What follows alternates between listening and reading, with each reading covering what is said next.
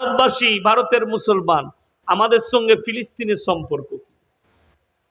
আমাদের সঙ্গে আল আকসার সম্পর্ক কি? আমার মুসলমান ভাই, যাদের এটা সন্দেহ থাকবে যে আল আকসার সঙ্গে মুসলমানের কোনো সম্পর্ক নাই, তার ঈমান চলে যাওয়ার খাতরা আছে। যতদিন পর্যন্ত কোরআনের ওই আয়াতটা কোরআনে আছে, ততদিন পর্যন্ত আপনার আমার সম্পর্ক আল আকসার সঙ্গে আছে। জোরে বলুন সুবহানাল্লাহ। সূরা বনী ইসরাঈল প্রথম আয়াত, আল্লাহ রাব্বুল আলামিন আমাদের সম্পর্ক নাতাটা কিভাবে জুড়েছে শুনেলেন। আমাকে কেউ অ্যারেস্ট করুক, জেলের কুঠরিতে ভরে দেখ, আমাকে গালি দেখ, আল্লাহর কসম আমি আমার মৃত্যুকাল পর্যন্ত, আমার হায়াত আল্লাহ যতক্ষণ রেখেছেন ততক্ষণ পর্যন্ত আমার দিল থেকে এই দোয়া বেরোবে, আল্লাহ ইসরায়েলকে মিটিয়ে দাও, আল আকসাকে বিজয় করে দাও। জোরে বলুন আমিন। এই দোয়া আমার মন থেকে বেরোবে। আমাকে অ্যারেস্ট করো, আমার নামে অ্যারেস্ট ওয়ারেন্ট জারি করো, আমি ভয় খাই না, একমাত্র আল্লাহকে খাই। মুসলমান ভাই, আপনাকে বলে যাই, আপনার ঈমানটা ওই জায়গায় রাখতে হবে। তলোয়ার যদি আপনার গর্দনের উপরে থাকে, আল্লাহর কসম বিশ্বাস রাখেন, আল্লাহ না চাইলে আপনার মৃত্যু আসতে পারে না। সাহাবীরা, আমাদের আকাবিররা এই জায়গায় স্ট্যান্ড ছিলেন। এই জায়গাতে স্ট্যান্ড থাকার কারণে ইসলাম কামিয়াবি লাভ করেছে। এই ভারতের মাটিতে 200 বৎসর রাজত্ব করেছে ইংরেজের বাচ্চারা। শাইখুল হিন্দ রহমতুল্লাহ আলাইকে জেলের কুঠরিতে, মাল্টার জেলে হাত পা বেঁধে কোমরের তলায় আগুন দিয়েছে। ইংরেজের পক্ষে ফতোয়া দিন। ইংরেজরা বলেছে মুসলমান দিকে, ভারতবাসীকে, ভারতের যত মুসলমান আছে তাদেরকে ইংরেজের পক্ষে ফতোয়া জারি করো, তাদের কাছে যে তোমরা ইংরেজের পক্ষ লাও। কি বলেছেন জানেন শাইখুল হিন্দ রহমতুল্লাহ আলাই? আল্লাহর কসম, আমরা হচ্ছি হযরতে বিলালের উত্তরসূরি। তোমরা যদি আমাদের শরীরকে জ্বালিয়ে দাও, আল্লাহর কসম আমার জবান থেকে কালমা বেরুবে, আর তোমাদের পক্ষে কখনো আমার মুখ থেকে ফতোয়া বেরুবে না। সব সময় তোমাদের বিরুদ্ধে, তোমাদেরকে ভারত ছাড়ার ফতোয়া আমার মুখ থেকে বের হবে। জোরে বলুন সুবহানাল্লাহ। এ ছিল আকীদা উলামায়ে দ্বীন। ইনারা ছিলেন আমাদের আকাবির। আজকে বড় কষ্ট লাগে, আমি বলে যাই, গত 3 দিন আগে, পরশু রাতের বেলায় ফিলিস্তিনের এক হসপিটালে যেভাবে বোমা মারা হয়েছে, 500 নিরীহ শিশু আর মহিলা নির্মূলভাবে হত্যা হয়ে গেছে। মা বাপ সব মারা গেছে। বাচ্চা ছেলে খালি পায়ে চিল্লিয়ে কাঁদছে। হাইরে পৃথিবীর মিডিয়া, হাইরে ভারতের কুত্তা মিডিয়া, তোমাদের চোখেতে ঠেকে না এই শিশুর চোখের পানি। আল্লাহর কসম, এই ছেলে শিশুদের চোখের পানি যাদের চোখে ঠেকবে না, যাদের অন্তর কাঁদবে না, আল্লাহ তাদের উপরে কাহার বর্ষিয়ে দিবে ইনশাআল্লাহ। আমার দোয়া আছে, আল্লাহ তাদেরকে নিস্তে নাবুদ করুক। আজ हमारे देश के लोग सुन लो, আবার দেশের মুসলমানরা শুনেলেন। রবিকা লিয়াকাত বলে একটা অ্যাঙ্কার আছে মুসলিমদের, তাকে যে মুসলমান বলবে তার ঈমান চলে যাবে। এর থেকে বড় বেঈমান আর ইহুদির জন্ম কেউ নাই।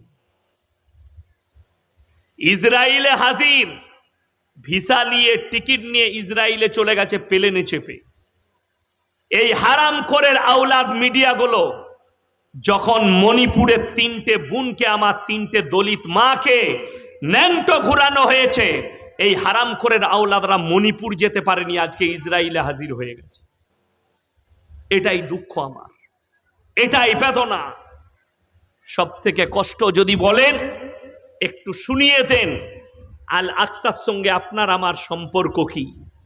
যারা শুনতে চান, আমার অমুসলিম ভাই যারা জানতে চান যে আল আকসা মসজিদের সঙ্গে আপনাদের সম্পর্কটা কি, শুনে যান সূরা বনী ইসরাঈল 15 পারা। যদি কোনো অমুসলিম ভাইয়ের বাড়িতে বাংলা মানে কোরআন থাকে, খুলে গিয়ে রাত্রে দেখবেন আর আমি তাকে আশীর্বাদ দিয়ে যাব, দোয়া দিয়ে যাব, আল্লাহ তোমাকে যেন ইসলামের জন্য কবুল করে। জোরে বলুন আল্লাহুম্মা আমিন। কেন জানেন?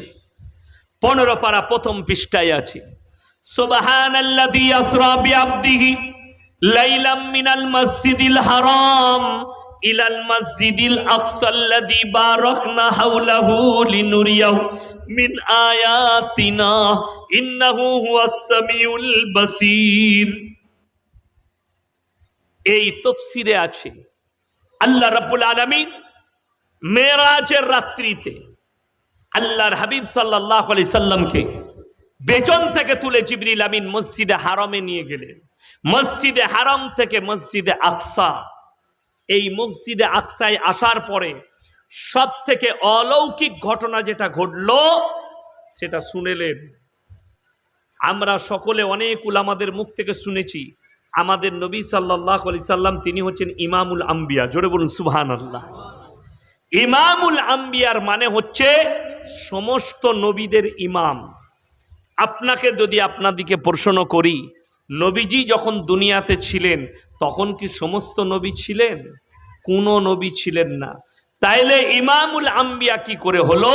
কবে নবীরা, বাকি নবীরা নবীর পেছনে নামাজ পড়লেন, সেই অলৌকিক ঘটনা তাফসীরের মধ্যে আছে, রিওয়ায়েতে আছে, হাদিসে আছে যে নবীজি সাল্লাল্লাহু আলাইহি সাল্লাম 2 রাকাত নামাজ পড়ালেন আল আকসা মসজিদে, এবং সমস্ত নবী পয়গম্বর রাসূলুল্লাহ নবীর পেছনে মুক্তাদি হলেন। জোরে একবার বলুন সুবহানাল্লাহ। নবীজি 2 রাকাত নামাজ পড়িয়েছিলেন আর সব নবীরা ওখানে মুক্তাদি। আপনার এটাও জানা দরকার, সর্বপ্রথম কাবা সেটা হচ্ছে আল আকসা মসজিদ।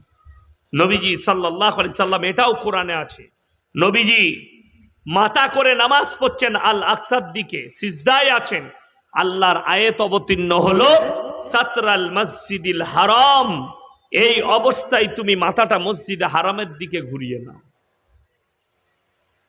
এবং এই মসজিদ অন্য কেউ তৈরি করেনি, আল্লাহ তাআলা হযরতে সুলাইমান নবীর হাত দ্বারা তৈরি করিয়েছেন। জোরে বলুন সুবহানাল্লাহ।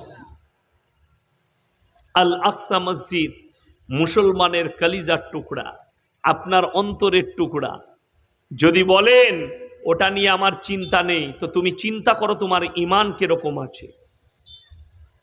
আমি আমার মৃত্যুকাল পর্যন্ত আর আপনাদেরকেও বলে যাচ্ছি, আজকের আমার জলসার প্রথম দোয়া থাকবে, আল্লাহ তুমি আমার নবীজি যে হাদিস বর্ণনা করেছে সেটাকে সত্যই প্রকাশ করিয়ে দাও, যেন বেঈমান কাফের দেখতে পায়।